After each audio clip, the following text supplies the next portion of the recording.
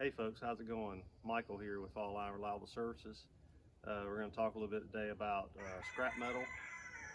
So at All Line Reliable Services, we do disposal, demolition, and reclamation. So scrap metal falls under the reclamation category. In a lot of our junk removal jobs, we get a fair amount of scrap metal, and we try to separate that out, and at certain times throughout the month or throughout the year, load that up and take it to the metal recycling place. Now, there are a lot of folks that will pick up recycling or scrap metal for free. We don't tend to do that unless it's already a big pile of it. It's something we don't have to separate, maybe a bunch of appliances or something like that. But otherwise, we're going to charge our normal junk removal rates because despite what you might think, scrap metal does not bring that much, especially today.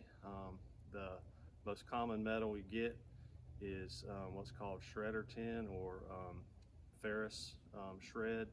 So anything that's magnetic that has steel in it that is less than a 1/4 inch thick falls into this category, and that's most of what you get being scrapped. So that's what I've done today is I've loaded up a load of shredder steel here, and we're going to go to the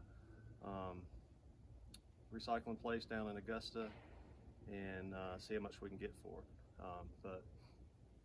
So I do believe in separating out metal on any junk removal job I have, and I can recycle anything from aluminum to steel to copper to brass, things of that nature.